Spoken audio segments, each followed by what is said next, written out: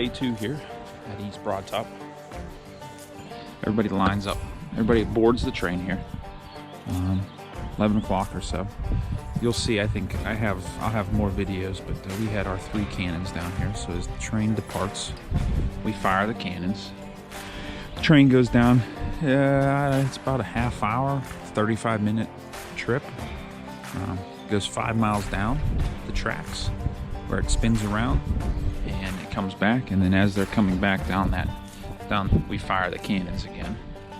Then what ends up happening is the train ends up going down towards the Rock Hill Trolley Museum, does the same thing, spins around behind all the shops, and then comes back across.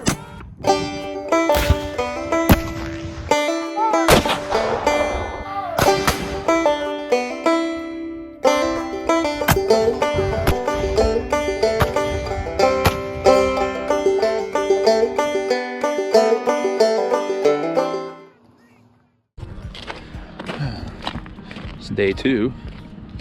Everybody's eating breakfast.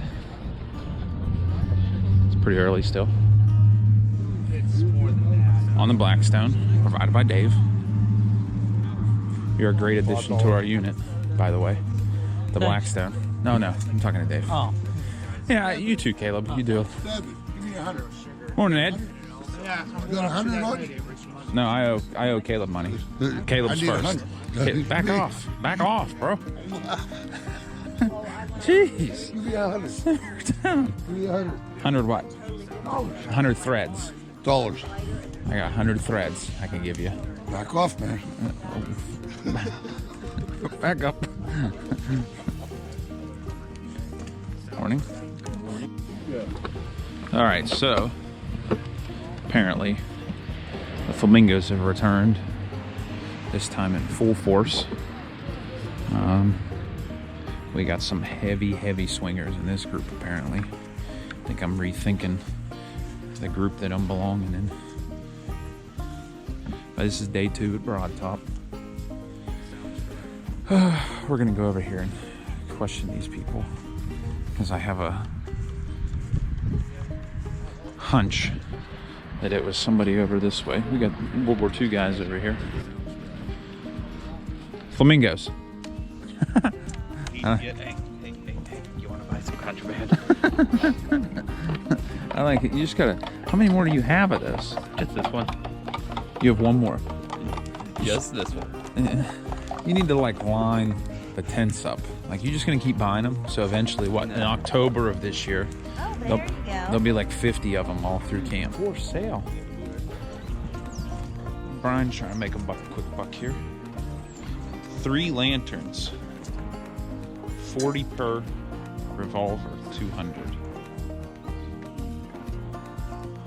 Why'd he scratch Saber out? Did someone buy a Saber? I would imagine. Sponge buckets. What do they do, Ed? They stay with the gun. Sponge buckets.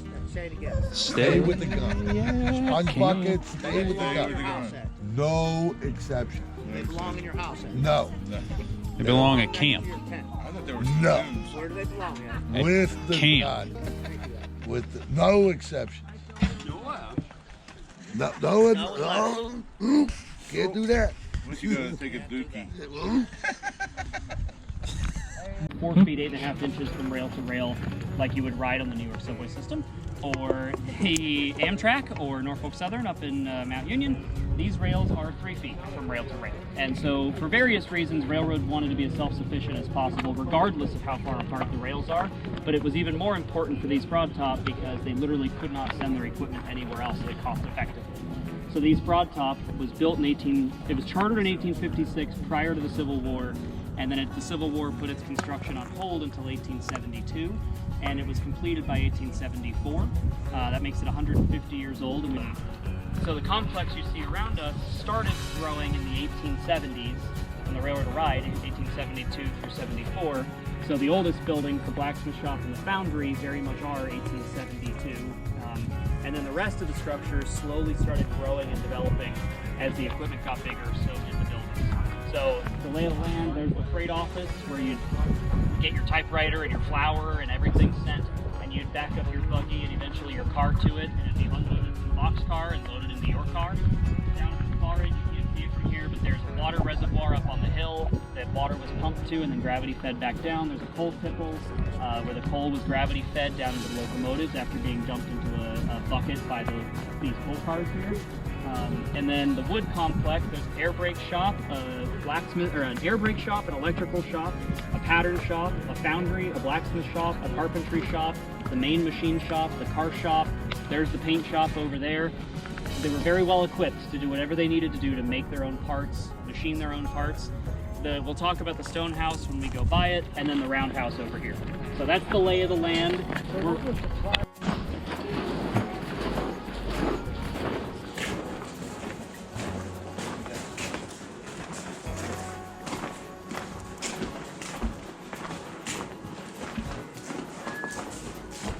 If you want to filter in and just stand against the wall looking that way, just don't go any farther than 18. This is pretty just cool. Filter around number 12 here, go all the way to the other side.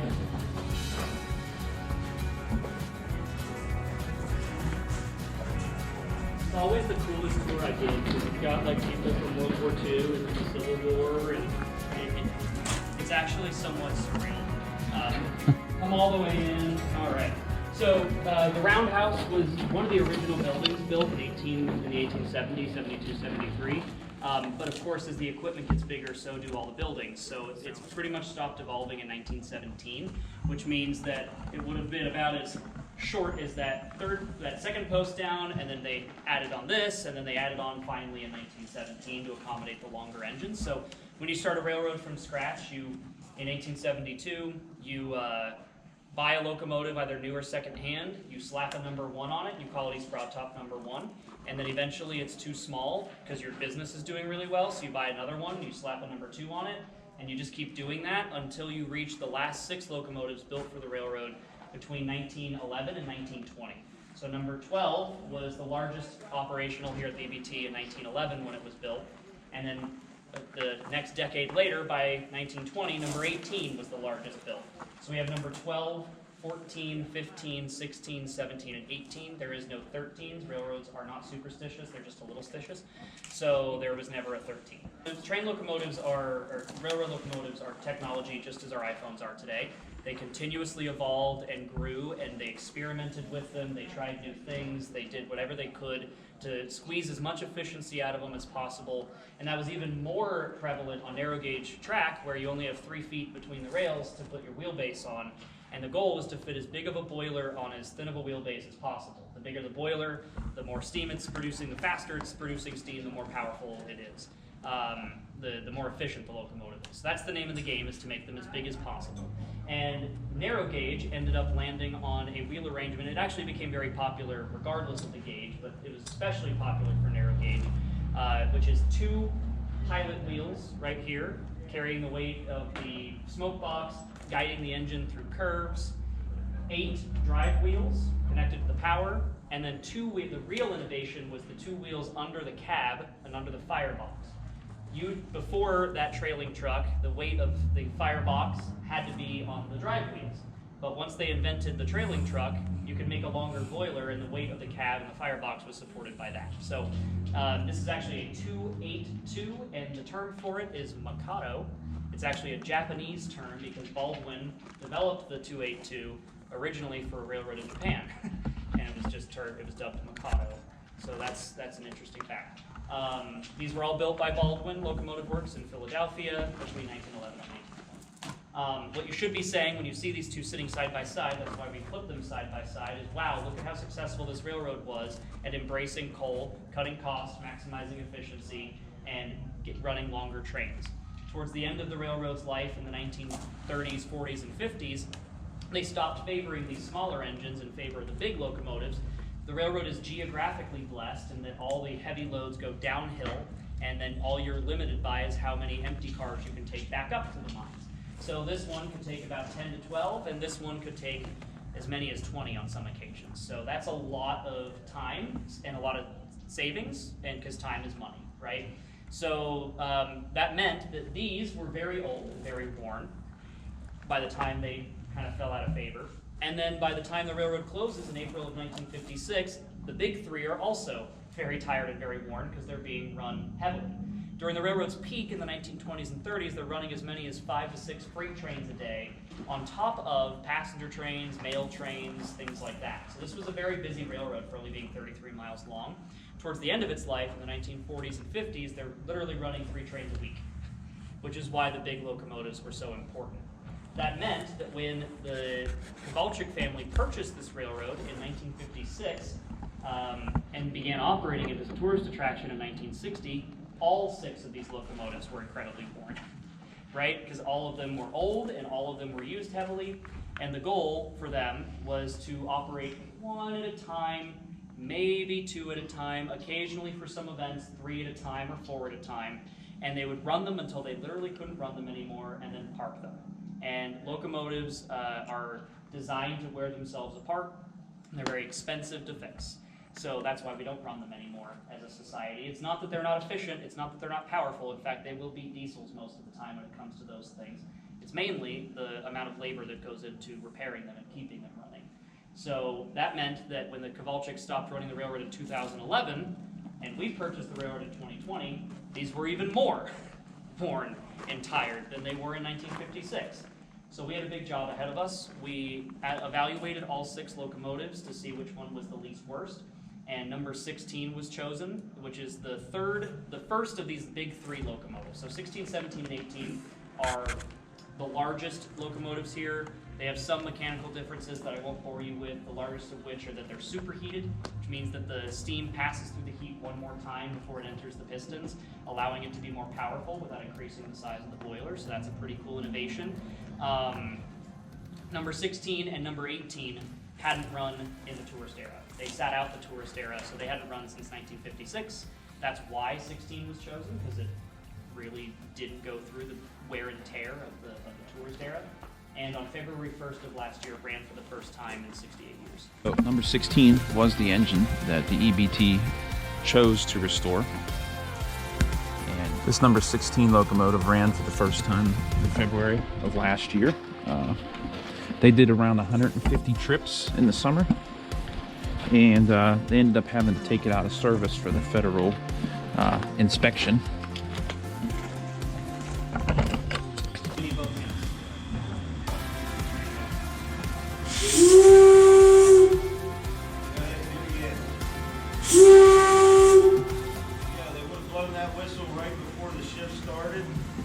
Lunchtime, and then at the end of the day, that was how you knew it was time to go home or show up and do your job. And this is being run all on stored pressure. Compressed air. Yes. Right now, we're running off compressed air. Originally, it would have been steam. We are looking to get a water package boiler to be able to run it off the steam again. What is? The way you see it, when I get it up to speed, you'll see it. It's actually running at about a third to half of what the speed is. Everything here was left, basically just left in time when they shut down this place. They left all the tools. Everything had its place. You literally just pull this over like this. And you can see up top. Yeah. Moving it. Huh. That's great. That is really cool that you guys are able to keep all this preserved like this, and like it runs. Yep. Just, And we have some volunteers out of Pittsburgh, I think is where they live. Yeah. Who do this for a living, and they come here on their off time, and they've been going through every machine, and they've been cleaning the gearboxes and shining them up, because if you were working in here, your machine wouldn't look like that. It would look like this, and if it looked like that, you'd be fired. Right. I mean, like, they took pride in their work. And so we want the place to look like the crews went to lunch, and I asked them if it was okay if you got a tour. Like, that's how we want this to look. Yeah, we got our sign up.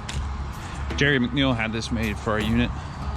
It's pretty nice. It has we have an Instagram and a Facebook. We're using 2 cannons today for the demonstration. Again, as the train's going out, we're firing the cannons, and then as the train comes back, the same thing. We got the group. You have the call. I didn't see the Oh, wait. friggin' sailor. About to say, when There's enough water here, we might as well be a submarine crew. Is everybody okay? We need anything. Nothing. Marines are not 20 to Corporal Coleman. They're not GIs. You don't want to call them. Him a water bottle, please. You threw it there just a second ago. Pick yourself up. We have a problem with insubordination in this unit. We're weeding them out.